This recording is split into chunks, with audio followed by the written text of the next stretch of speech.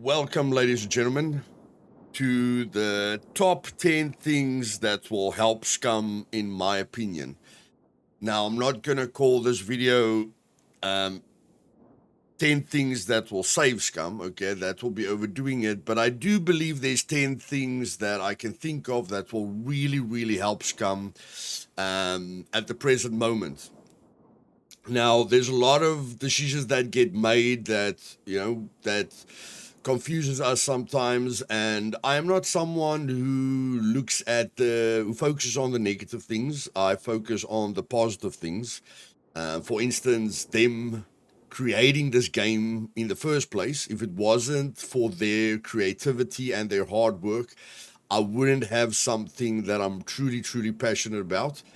And that gave me the community that I have, and that just gives me a lot of laughs and fun and experiences that I probably couldn't get in another game.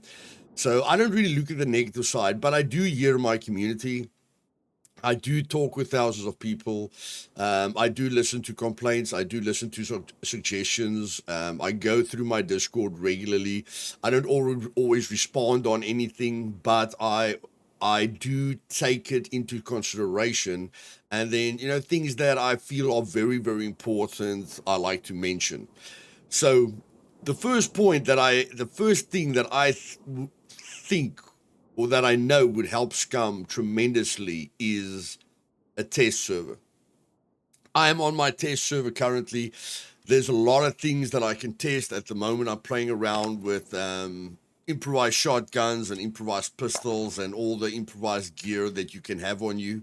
Okay, like the mask and the bulletproof armor.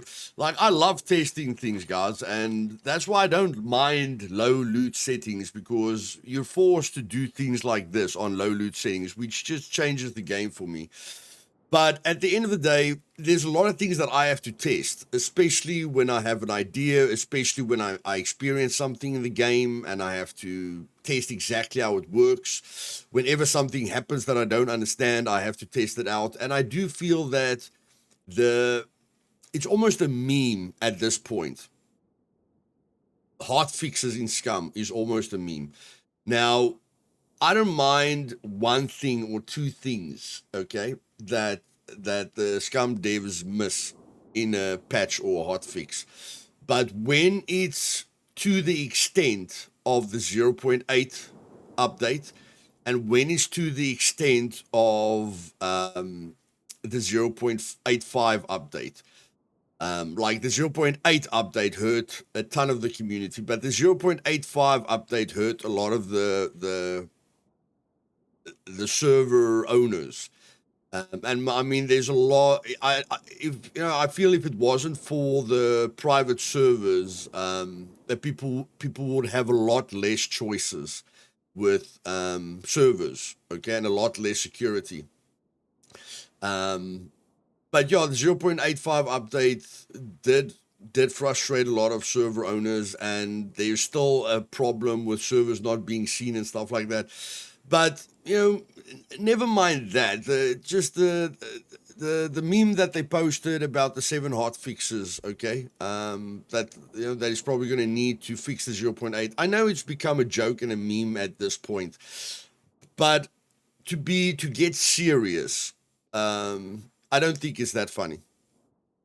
I do believe that we need a test server to test every big patch. If it's a minor patch, sometimes minor patches breaks a lot of things. But if it's I just feel a test server that's there constantly and that gets opened up for specific people to test the upcoming patch. Okay, we can sign contracts or whatever the case may be, that we never leak the footage, that we never make videos about it. But I do feel that there are passionate people like me that will spend the entire day testing a certain patch. I've spent a lot of hours testing things. I've spent 8 hours nonstop testing like 3 things that I'm not sure about, or trying to make a video about it. So I don't believe there aren't at least 50 people in the entire Scum community if you make the test server 50, so that 100 people don't cause other problems, that's not part of the patch. But if you make a test server with 50 people and you give those certain people, like, we must apply for the test server, and we must commit to a certain amount of hours every day where we are willing to test things on that test server. And I do not feel if you get the top 50 passionate players on this game to play on a test server, that they won't be able to detect most or all bugs within a week. Okay. I know sometimes the patches comes out in a week, but that's very small patches. I'm talking about the big ones. You need to give a big update or a big patch at least a 2-week testing period. And I don't believe Scum has dedicated testers. I know Tommy Slav, plays on the updated things now and then. But I mean, I'm talking about 50 people that play the game every day. I don't think there's a developer that plays the game as much as I do, or Raker does, or anyone does that's committed to this game fully. So, of course, yes, we can't program the game, but we can test the game better than anyone else. So I just feel a test server is a must. And at the end of the video, I want you guys to comment how many of the 10 points you agree with. Okay, so in the comments down below, type there 1 out of 10, 2 out of 10, or 10 out of 10, or all of them. You agree with all of them. And if you comment any suggestions, make sure it's big suggestions, okay? Not small things that will probably be fixed in the next patch, but big things that you feel is hurting the game over a long period of time. Now, point number 2 is the fame system at the moment. I do like that fame is harder to gain. I've got no problem with the fact that the game feels more survival. Okay, anyone in my community knows that I've got no problem with suffering or hardcore settings or anything like that. I thrive on settings like that. But when it comes to the fame, even the word fame is to become famous. Like the olive picking and the farming, now you can make a farm and just get a lot of food from your farm. I've just put myself in the Scum lore and put myself in the viewer's shoes that are watching these players on Scum Island. And I do not feel anyone can say they're famous because they picked 1,000 olives, or they're famous because they made a big farm and just looted it once an hour. I do feel the PvP is a good system, okay? But I feel the PvP side of the game is just getting way too much love. Yes, if there's viewers watching you, they'd love to see you kill people, but they'd love to see you hunt animals, and they would love to see you level up your skills. And they'd love to see you level up demolition, and make your character better. I'm sure they would pay for you to make your character better so that you can achieve more in the game. I remember a special moment in Scum where I started fresh. I chopped down a tree. Everything I was doing, I was getting rewarded for, because I'm leveling something up while I'm chopping down the tree, while I'm making my backpack, while I'm making my quiver and my axe. And then as soon as I've made about 12 arrows, then I think I have to chop down a few more trees and add the planks to the blueprints to level up my engineering. And then I'm at 50 fame. I remember the good old days where it cost me 50 fame to respawn in a sector. I think it was 25 fame to respawn in a randomly, okay? But I just remember that feeling of being rewarded, not only with fame, but with me leveling up my skills. And everything I did, I saw the fame going up. Every skill I was leveling, I saw the fame going up. And I don't care if you can't level up fame anymore once you hit advanced or advanced plus or whatever. You must still be rewarded for everything that makes a major difference to your character. So I feel the PvP is getting a lot of love. I mean, they used to get 50%, now they're getting 25%. That's fine. But I feel the PvE side has got zero things that people will do on a real game show to become famous. So I feel killing puppets must be a thing. I saw that if I escape, like I'm good with the mini games in Scum. I saw that if I escape from a shark's jaws, then I get a bit of fame. Okay. I understand why they nerfed it. I didn't even know you could do that, but escaping from a shark could be fun for viewers. Okay. That could make you famous, that you actually escaped a shark attack. Okay. Certain jumps should make you famous. Like if you do a major jump, like I used to jump off this wall here and land down there, that should be something for viewers.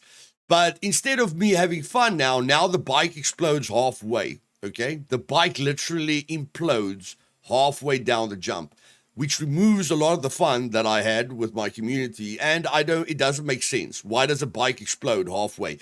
You can make the bike and the car explode when it hits the ground. So if I ramp from there and I hit the ground there and you make the car or the bike explode there, I don't have a problem with it. But changing it so that the bike just explodes when it hits a certain distance, maybe it's for rating purposes, but still, there's many, you can just make it that the bike is broken or whatever. You can do something else than just making it unrealistic that the bike explodes halfway.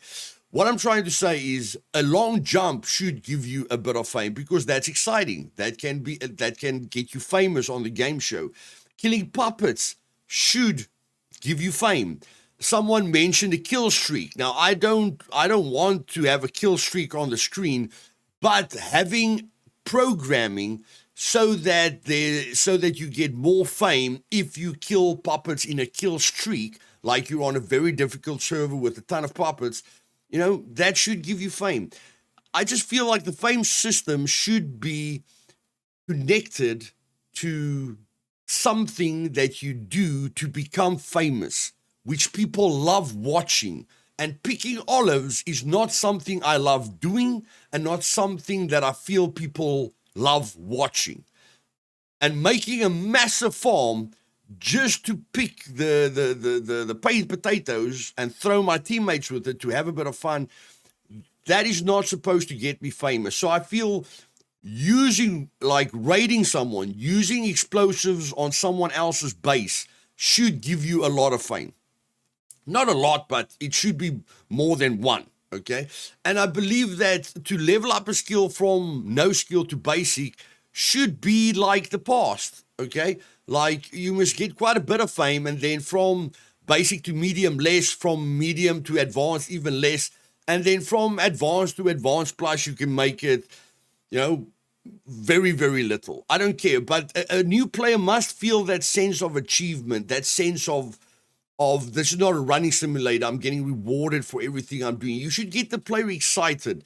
And picking olives is the worst thing you can tell a new player to do, honestly. Because the olives don't really give you any nutrition these days. And then the larvae and the grasshoppers don't give you any nutritional value, okay? So I do feel we should get back to the lore where fame makes you famous. It's something that the viewers will love to watch, and it's something that the player will love to do, okay, in the game, to get him excited about the game. I just feel we have to rework that system and just think about our choices there a little bit. Then number 2 is the hip firing, okay? As you guys can see, my dot is on the screen, the white little dot, okay? So this works with the player, or,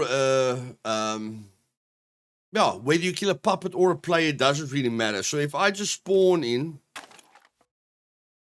I'm just going to spawn in a puppet here. Just make it a skinny female, okay? If I spawn in that puppet and I take my pistol,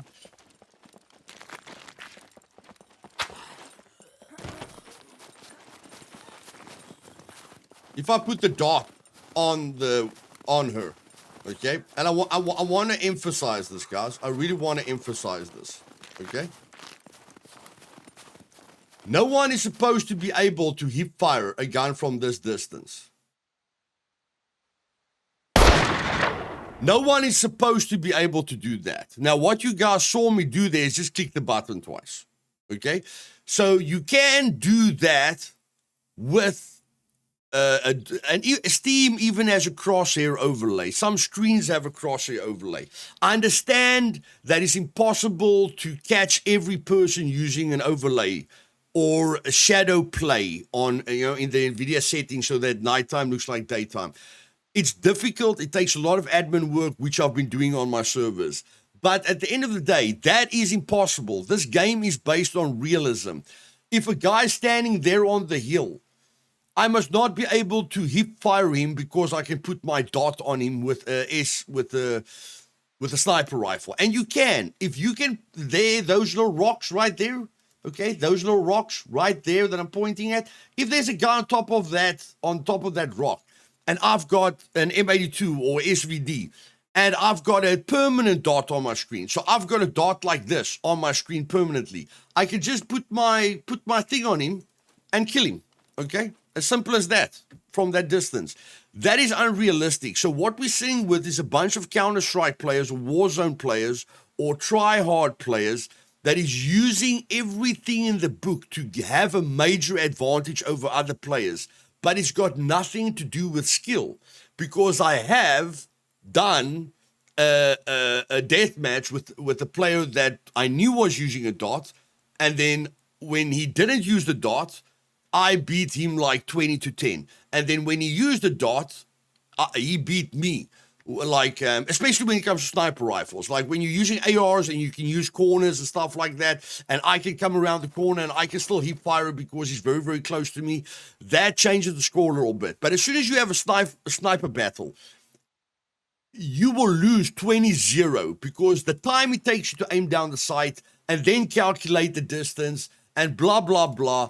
And he can just hip fire you at the end of the day. Okay? It's just unrealistic. So what I suggest is that the developers add coding that if the player doesn't right click or whatever the button is to aim down the sights, if player doesn't aim down sights, then, so this is program language. If player doesn't aim down sight, then your shooting arc must get worse every meter. So what I'm saying is, when the bullet travels, as soon as you hip fire like this, the bullet must not go straight at all. It must have a 10 or 15% or random, from 10% to 30%. I don't care what you do, a 10 to 30% deviation on where the bullet goes. So when you're standing close to a guy, you can still hip fire him because a 10% deviation is still going to allow you to hit him. But when he's standing on top of the mountain, a 10% deviation is going to make it that you can never hit him on top of the hill. The developers have already added this, the third person thing that's realistic. They've got metabolism. This whole game is based on real survival mechanics. And you cannot... If you get a clan that's using the dots on their screen and is using every exploit to raid people, you are keeping one clan, because one clan can usually empty an entire server, okay? If they are tryhards, if this is, if they play 12 hours a day or whatever the case would be. But one clan can empty an entire server. So think about that. Even if you just take a 64 pop server, even if the clan is 10 people, which you can do on official servers, that is 20%. You are keeping 20% of your player base happy, which is all the Counter-Strike Warzone wannabes, and then you are crushing the other 80% of your player base, because no one that plays Scum thought they were going to play PUBG or Counter-Strike or Warzone, okay? And a lot of servers even remove this dot. I don't know, I don't know exactly why it needs to be there when you lower your weapon. I don't exactly know, but I can remove the dot if I want to. What I'm saying is, don't try and catch everyone. You can never get rid of cheaters. You can never get rid of these dot users. You can never get rid of the shadow play users that lets daytime look like nighttime. but implement settings that makes it impossible for them to use it because they are killing the majority of your player base.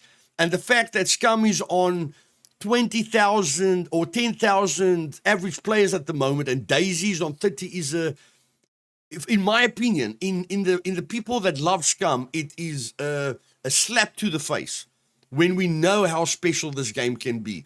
But not only is point one or the bugs, that comes in hotfixes and updates, not only is that letting players lose confidence on the developers and frustrating them, but these other players that just try to kill servers so that they can feel better about themselves and their life because they have now, killed everyone on a game, and they take their pride, like it's very important for them in an economy where 30% of the player base cheating. They feel it's still important to look like a god on a server, okay? And there are games where they can go and try and look like gods, but Scum is not the game for that. And if you look at your player base, a big part of them play single player. Tommy Slav himself said 30% of his player base plays single player. The other big part of his community loves PvE. I've got a PvE New Dawn server that is at the moment doing better than the SE PvP server. You are not thinking about the majority of your player base and why they play Scum. You need to focus on this because it is killing you. There's way too many. It's like you carrying a bucket of water, and the bugs and the hotfixes and everything is one big hole in the bucket, and then these tryhards is a massive hole in the bucket that you don't see. Okay, and then on the third point, the rework of the puppet multipliers. A lot of people know this, but because of videos that I've watched, but what a puppet multiplier works like is if there's one puppet that's going to spawn here, if you put your max puppets at 100 and you put the multiplier on 3, it doesn't mean there's 300 puppets now. It doesn't mean you can have 300 puppets on the server. It means that instead of one puppet spawning on this spawn point, if this was a spawn point, 3 puppets, like one's going to spawn there and one's going to spawn there. Now, when you go to a hangar, where a multiplier is high, it doesn't look too bad, but you can go to single player, put your multiplier on 10, and then go to the big city. Or put your multiplier on 10 and put your spawn probability of your puppets to 100%. And you will see there aren't actually spawn points for those multipliers. So the game is just trying to fit them in somewhere. But as soon as you go to a times 10 multiplier, the game can't really fit them in anywhere. So then they spawn inside of bunker walls, or they spawn on top of roofs, building roofs and stuff like that. So what I feel they should rather do to fix this, because any server with a ton of puppets gives you a completely new feeling, but the admins can't really add a lot to that multiplier because there's not enough natural spawn points to make the game feel epic. And then even if they increase the multiplier, then all the puppets start glitching. They start spawning on top of trees. They start spawning on top of roofs. And it's not a very immersive feeling. So what I feel someone should do is, at the moment, let's say there's 2,000 spawn points or 3,000 spawn points on the map, or 5,000 spawn points on the map. They must make it so that is standard. So they must give the admins a setting of standard puppet numbers, standard puppets. And on that standard puppet spawns, you can set the spawn probability on those set amount of puppets. And then they must add another 5,000 puppets, another 5,000 spawns. That will, make it look way worse than it is now. Yes, will it take time? Again, guys, I'm willing to do anything. They can send me the map editor. I'll add the 5,000 spawn points, because I know what spawn points really have a really, really good effect. But in any case, they add another 5,000 spawn points, and then they call it, in the server settings, puppet spawn point level 2. Okay? So now you've got double the amount of spawn points that won't be on top of a tree, that won't be on a roof, that won't be in a bunker wall, but you've got double the amount of spawn points. that makes the game way more scary and way more hectic, and makes the single player experience where you can afford to have 1,000 puppets way more interesting and way more stable. Stable is the word. And then again, you can set the spawn probability there to what you want, and then they can go insane. Okay, if they want to, then they can add another 5,000 spawn points. So now there's 3 times the amount of spawn points that there was. Okay. Or 10,000 more spawn points, but they can just they can take the spawn points to where it seems ridiculous for them, but they must think like, this is what it will look like if somebody set the multiplier to 10. The only difference is that now no puppet will spawn on top of a roof or inside of a bunker wall or inside of a glitched thing.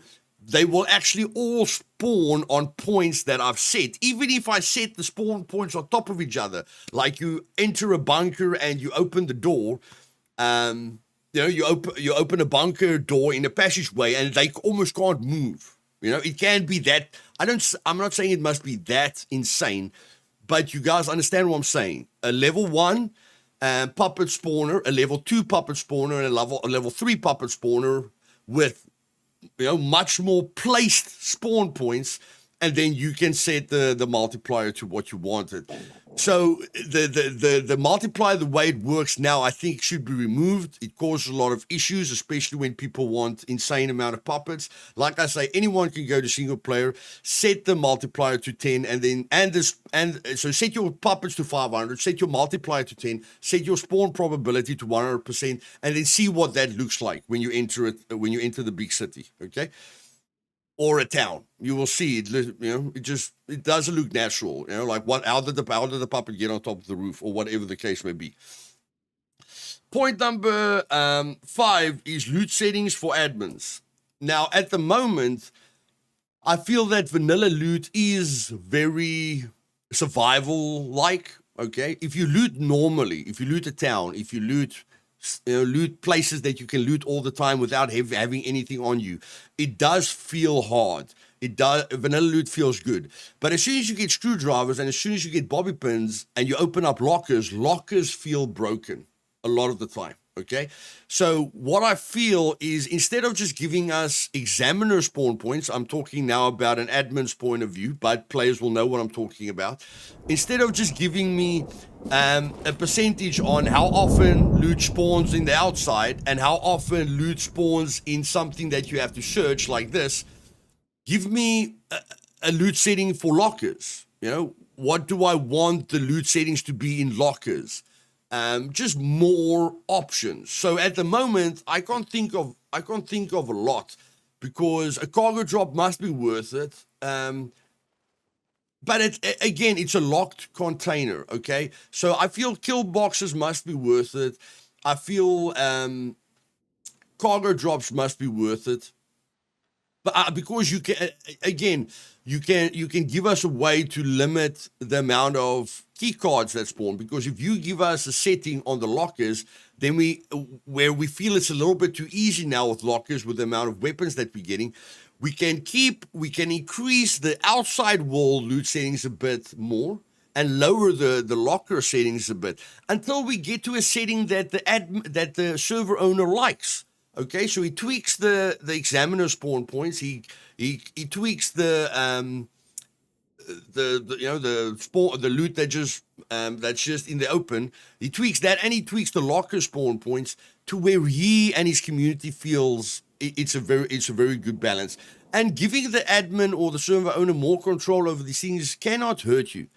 It definitely cannot hurt you. Okay, because it's their choice whether to use it or not. They can still keep it to 1.0, which is your default. If they change it, that's their choice. Okay, so I just feel we need a lot more options there. And then on number 6 is unburied logs. So, of course, cheaters are a big problem in the game, but out of my experience, there's one person that is very difficult to catch, where it takes a lot of work from the admin.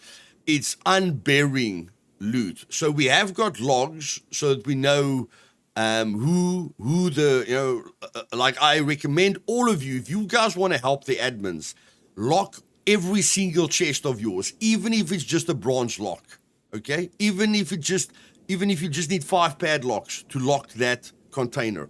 Lock every single thing that you have loot inside, because the admin can see that it belongs to you, and if somebody lockpicks that chest or locker, they can see now who lockpicked it and who it belonged to.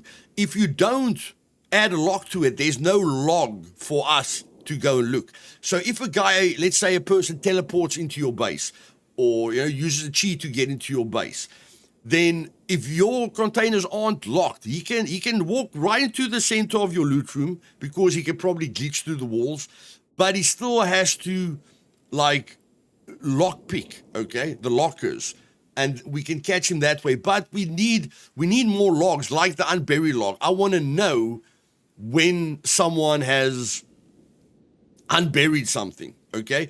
If you can't give me that, if that is too much because there's too many buried boxes all over the map, just give me a show all buried loot, or show all buried loot, or show all lockers. If there's a ton of lockers on top of each other, I know that's a base. If there's just one locker or one crate somewhere, I know that's probably not a base. But just so that show all crates, just give us more show all options, show all mines. A lot of new players make a mistake that they create a new character and then their own mines are blowing them up, or something like that, or I know where people have placed mines, but I mean, still, if I try and help a player, it's good to show all mines. Just extra options. I don't know how difficult this is, but I just feel the admins need more things to help them with helping players faster, okay? Then unique gear from sentries on sentries only. I don't feel at the moment, okay, so point number 7 is I don't feel at the moment there's any reason to loot sentries, because what you're using, which is usually 7 rockets for the new sentry, 5 rockets for the old sentry, what you're using is way more valuable and powerful than anything you're getting from the sentry. So I do feel we need to get unique loot on the sentry. It must be worth it for us. Otherwise, people are just going to do it once for fun and they're not going to do it again. So it's not adding a fun element or something that you have to work towards. And working towards killing a sentry with the added fact that you're making a noise and it's dangerous, and your nerves are pumping, it's great, but there must be something on that sentry that is more valuable than the rockets that you're using.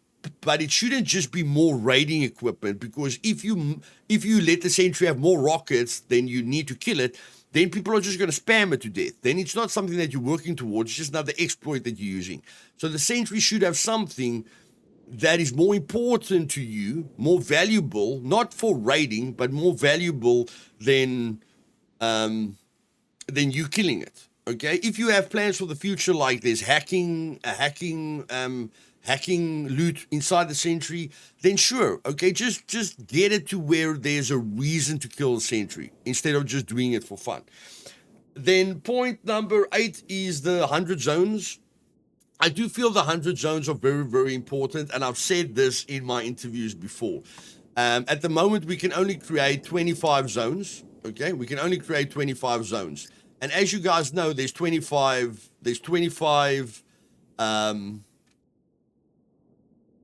bunkers on the map. So if I don't want people to, if I want to make my map build everywhere, but I don't want people to block sentries or to build inside something, or even if I use my base building restrictions, people can still build a base extremely close to certain bunkers. Okay, extremely close to that bunker, which is a negative effect. A person shouldn't be able to build a base right next to a bunker, because that's negative for most of your player base. Yes, the one clan that's shooting people from their base and laughing their arse off, and the other 80% of your player base swearing at them or quitting the server or rage quitting the game. Again, you're leaking 80% of your player base because the 20% of people that's building their base right next to the bunker and killing them, those are the most vocal. Those are the crybabies. Those are the guys that get raided once and they rage quit, but they've raided 1,000 bases and bragged about it. Okay, that's a bit negative. That's a bit personal. That's just how I feel. Okay, that's not a common denominator. But in any case, I am getting a bit passionate over here. So again, we need 100 zones, because if I can make the map build everywhere and I can zone off everywhere where I don't want people to build a base, then it opens up a lot of options for my player base to have more fun, which I want them to do. I want my player base to have more fun. So now they can take over everything that I'm not interested in. Whatever is there, they can take over that town. They can take over that town. Maybe I'll mark that town, but they can take over everything that doesn't block my player base from very important loot. Okay, so they can have that. They can take over that town. They can have more options. And if I just mark my zones, they will have a lot more place to build, which will give them a lot more freedom to build. Okay, again, we're just giving the player base more options, which is positive. Then point number 9, mesh colliders is a must. So the whole thing that people can fall through the floor, or the car can go through the floor, or puppets can glitch through a wall, or puppets can phase through a wall. And the fact that you can drive through a puppet, the fact that you can't kill a player when you're hitting him, the fact that the colliders and the mesh don't always work. I know the streaming speed has a lot to do with it, but the mesh, the fact that we can go through things, that we can't kill a player when we hit him, that we can't, we drive right through puppets. There's a lot of things breaking the immersion. And I feel these things that I'm mentioning is a lot more important than 0.9, guys. I don't know if you agree with me.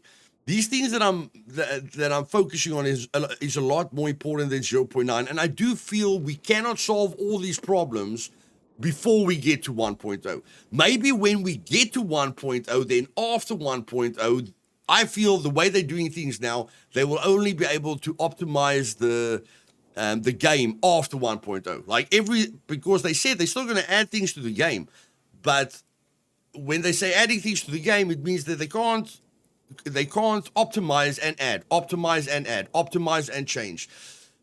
So the mere fact that they said they're still going to keep on updating the game after 1.0 means that, they probably can't, the optimization is still not going to be perfect. I just feel like they won't have time to sort out all these things before 1.0 because they're focusing on 0.9 already.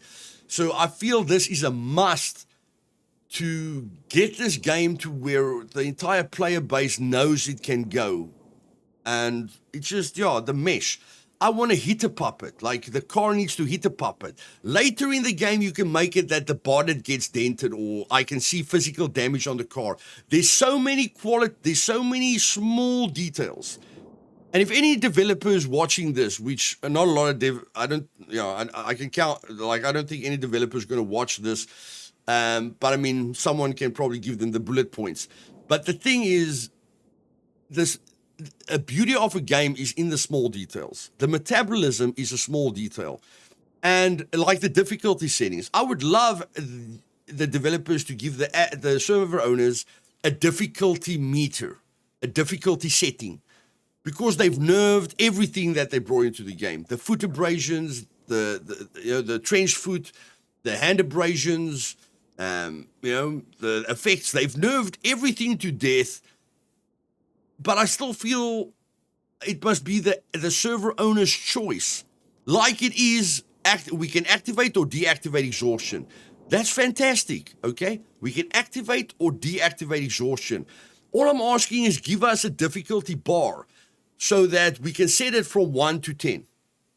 If you don't want to make it that complicated, 1 to 3, 1 to 5, okay? So 1 is what the game is at the moment. That the trench foot and all that stuff is not bothering anyone. 2 is in between what it is now and what you first had it at. And then 3 is what you had it at when it came out. When everyone lost their minds by this is dumb and stupid and no one's going to play the game like this. You give that setting. It can't hurt you to give your player base options because there are batshit crazy people that love survival to its core that will play with those settings, okay? And yes, that might be a very small group, but every single crumb forms a piece of bread. Every single crumb is very, very important. Then the rating at the moment, okay, is a big thing at the moment. And I'm just going to skip here and show you guys quickly what I mean by the rating. Okay, ladies and gentlemen, my final point is the fact that there's a lot of improvements that can be done with base building, because if you go to Rust, you will see that if you blow the bottom wall out of a 10-story building, not all 10 walls come crashing down, which I've spoken about already. So a lot of improvements can be done to the base building. We can get a lot of more furniture, but that's not game breaking. What is game breaking is the 10 points that I'm discussing here with you. So whether you guys know this or not, okay, for me to repair this wall that has been blasted with 1C4, okay, will take me literally, I repaired it previously, 1 toolbox use, okay? So whether you guys want to know this or not, you can take C4 and you can add 3 C4s to this wall. I'll just add it to the quick slots here quickly. You can add 4 C4s to this wall, because it only takes 2 C4s to destroy a concrete wall, and then a little bit of explosions, okay? But you can literally arm this wrap. Then you have to get away. There's 4 C4s on that wall.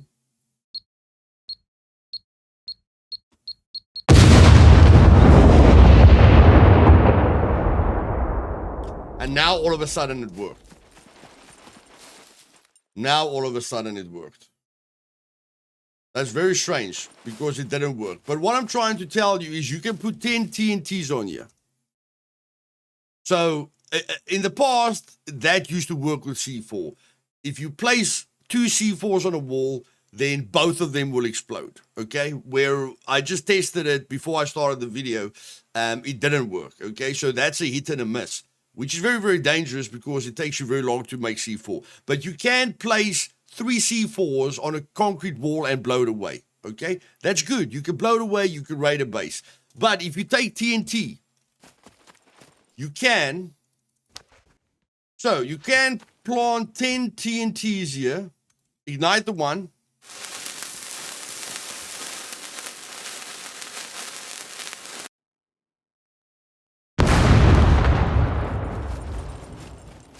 lose all 10 TNTs, but still just do this amount of damage to the wall, okay?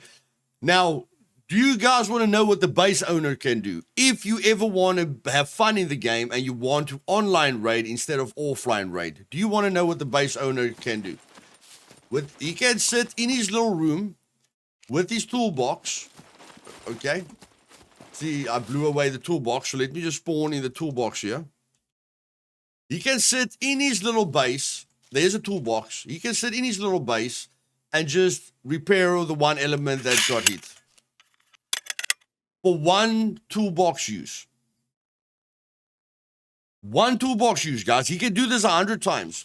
So you have to place 100 TNTs for him to get through 1 toolbox. Or even if he crafted an improvised toolbox, okay? Which is 2 scrap metal, 1 nail, 1 bolt, a plank, you know, an improvised toolbox. He can sit in his room, repair this flag 30 times, and you will not get through this wall. Okay? It's the same with grenades. It's the same with pipe bombs.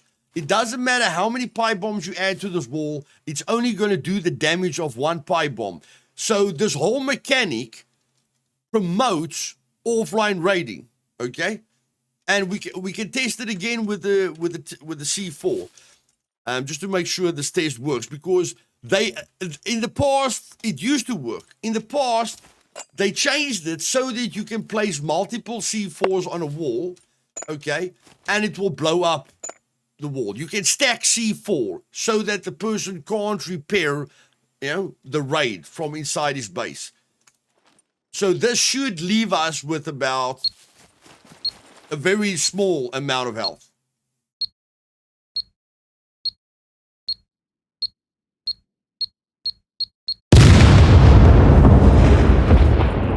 But it doesn't. It doesn't, okay? So, I don't know. Must we place the C4 on top of one another? I'm not sure. Yeah. Must the C4 literally be... But a player cannot craft C4 and think about this, guys. A player cannot craft C4 or, spend hours getting C4 and then think about things like this.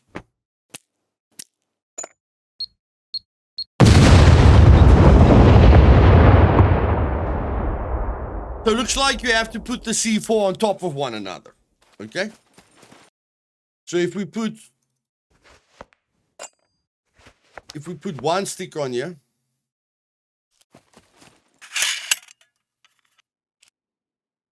okay, one stick.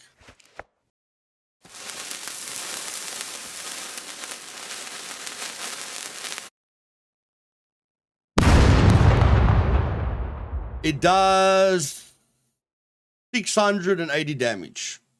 Okay, so let's just keep it at 600. So it's 1, 2, 3, 4. We're going to need 4 TNTs to go through here. Okay. So let's just get the toolbox in here again.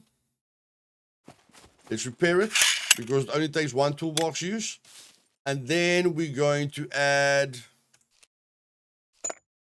4 TNTs, which no player should think about in any case. No player should think about this, but we're going to place the 1 TNT there.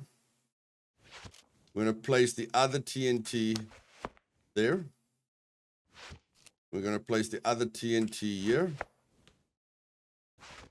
We're going to place the other TNT here.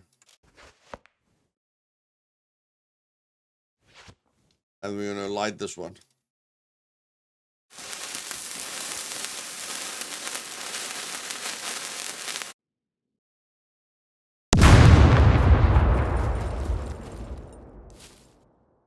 So what I'm trying to tell you guys is this is a breaking mechanic for the game. Okay? Yes, if you're lucky, you won't waste two C4s, okay? Or 3 C4s to get through that wall. But you can't the fact that you can't place explosives randomly on this wall and all of their power combines to blow the wall away is not realistic. It's not realistic for a guy to sit in his base, cowered in a little room, and repair the base from his flag. It's not sportsmanlike, it's not positive, it's not fun, it adds nothing to the game. So the developers need to give us a way that we can stack 50 pipe bombs on a wall and blow it away so that we can actually have fun and not waste our time spending months to gather the raiding equipment, and then we waste all the raiding equipment because this happened. And that the first time I found this out, guys, I felt terrible in a game that I'm supposed to enjoy. My team spent a month collecting like 14 C4s, and then I placed the 1 C4 at a time without hearing the guy repairing the base from inside, and I wasted all 14 C4s. And I felt terrible. That's not how you want a person to feel in the game. And the whole thing of the flag repairing is idiotic. So either as soon as your base gets damaged, your flag must be disabled. Okay? There must be some way to disable the flag so that a person can't just repair a wall from his flag. Must he be able to repair the wall if he's here? Yes, if we can kill him through the wall, that's fine. Just make this realistic. Make it fun. It's not fun, okay? So either make it that we can stack the explosive and then we can blow the wall away at once so that Goofy at his flag, can't repair the base repeatedly, or put a system in that as soon as your base gets quick damage, not like the repair from flag is when your base gets degraded over time. But if base damage equals greater than 100 in less than a second, disable flag for 3 hours. Like I'm thinking about coding again. If base building element damage equals more than 100 in a second, then it's clearly raiding damage, and the flag repair system should be disabled for a certain period of time. Okay, so that's the 10 tips, guys. Please, not tips. That's the 10 suggestions that I think Scum needs. And I did get passionate here. I did throw a few insults out there for other players, but that's me. Okay, that's just my personal seeing of certain players. I'm still an individual. But yeah, and then rating notification. Not that you have to be a IT genius to make rating notifications for servers, but a rating notification alert would be really would help the game, but it's not a big thing. So these are just bonus things. Furnaces of extra base upgrades and unique items. So furnaces will add a lot to the game, and then maybe we can create very unique items through the furnaces or with the material that we put in the furnaces, and we need to fuel the furnaces with coal. Okay, single player difficulty settings. We need single player difficulty settings. I've already sent my single player. I've already sent Tommy Slav single player difficulty settings. We need it in the game as possible. We need the 100 zones in the game as possible so that we can get that graph up. Not that the graph, we don't need the graph to look like a roller coaster all the time, up and down, up and down. We can let the graph keep going up, okay? And then let your legacy be Scum. Okay, developers, I know the company belongs to Jagex now. I don't know if the team would have ever gotten royalties from the game or something else. I know Tommy and Leva is probably at the top with the contracts that they signed with Jagex, but just remember, Scummies will be your legacy, even if you're not motivated to death. Scum, we all believe that Scum will become the greatest survival game ever, and if you can, it's just the fact that you were part of it, that you helped program this game. You can put that on your CV, man. You can take that to your dying bed. I helped create the greatest survival game ever. I achieved something. Okay, so let your legacy be Scum when it comes to gaming. I'm not talking about your creator or your religion or something like that. Just have some pride, guys. And I don't know. I love this game, and I just hope you guys can see. I hope you guys believe, like your whole community believes, that this game can be bigger than Rust. Because it is a different game. It's not, a lot of Rust players are the PvP fanatics, are the Zerg fanatics. Scum is different. I hate Rust because of the community. I love Scum because of the community, because of my community. Please understand my point. I hope I'm speaking English here. And if you want to do yourself a favor, get rid of the bot servers. Okay, they've still got websites where people can buy currency. Your player base is being used and abused by these bot servers. Okay, anywhere where you have to pay for something, you can be manipulated. And those bot servers can employ people to kill the whales that have a lot of money regularly. Okay, it's not healthy for the game, and these bot servers are sending hackers to all the normal servers.